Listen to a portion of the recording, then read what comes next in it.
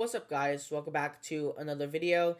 And today I'm going to be talking about my thoughts on the Cedar Fair and Six Flags merger 1 year from when it happened.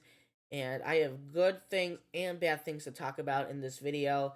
And obviously, the mergers usually don't benefit the consumers as much as they benefit the businesses. And I think when I start breaking it down, I think that theme continues to remain true.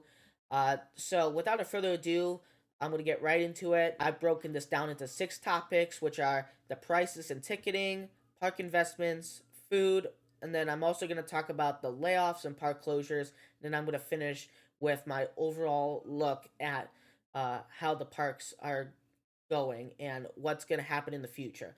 So without a further ado, I'm going to go right into the pricing and ticketing aspect of things.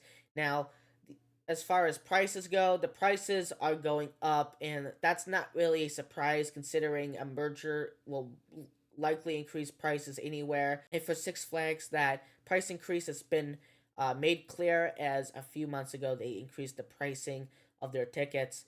And as for the Cedar Fair Legacy Parks, the price increase hasn't been totally obvious, and I'm not even really sure if that has happened yet. But prices will start to go up as we get later and later into the summer, like it does every year. The Cedar Fair Park prices have adjusted here and there, depending on the time of year, and that is a totally normal thing. The one good thing that comes out of this is now there is a all park passport, which I'm sure most people know about now. It's basically an add-on that you can add on to your pass, and that you can visit all the parks that are owned by Six Flags, and that is a good thing because now there is no confusion about if you need this pass or that pass to go to a certain park. And overall, that will be a good thing for consumers going forward. Is that now they can get to the parks a lot easier going forward. And moving from the ticketing realm to the park investments, I think a lot of us can agree that the Six Flags parks are getting more investments than the Cedar Fair parks.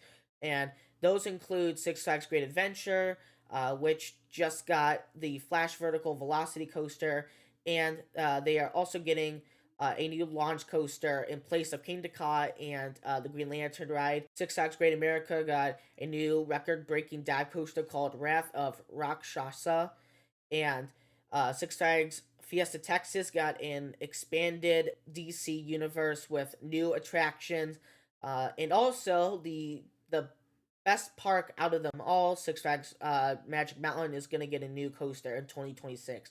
So with those things in mind, it certainly looks like the Six Flags parks are getting the bigger end of the benefits. The only thing that has really happened on the Cedar Fair Legacy Park side is Siren's Curse, which I've talked about a lot over the past few videos. The park investments are more geared towards Six Flags, and that theme kind of continues with the food. And the food, at least according to the online stuff I've read, the food has improved dramatically at the Six Flags parks as they're moving towards the cafeteria style that Cedar Fair Legacy parks have had in the past. And overall, it actually really help out the food options and really make more people want to go buy food. Amusement park food is sometimes kind of not so great, but they're really continuing to make the food better, which, in my opinion, is always a good thing. That should really help bring in more people over the next few years.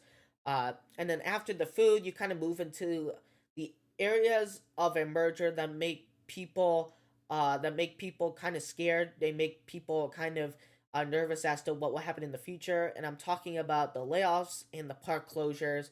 As for the layoffs, Six Flags laid off a bunch of their employees, and this really is only going to hurt the quality and speed of service at the parks, and especially the parks that bring in larger crowds.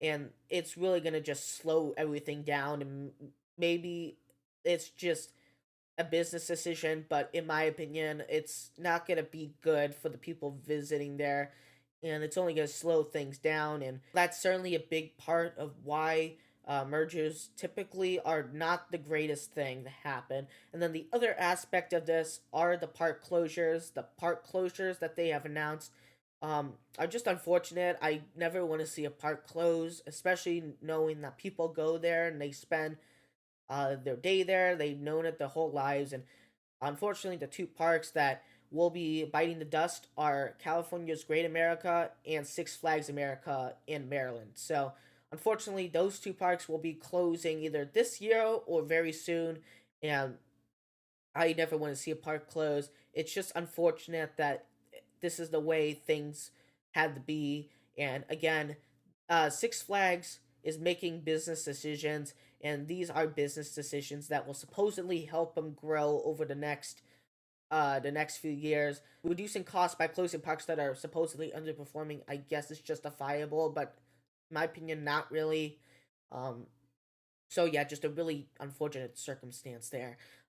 So overall, looking at the grand scheme of things, I think we can agree that the Six Flags Legacy Parks are definitely getting more than the Cedar Fair Legacy Parks are getting in return. The service quality is probably going to decrease if it hasn't already for a park that you guys may go to that's owned by Six Flags.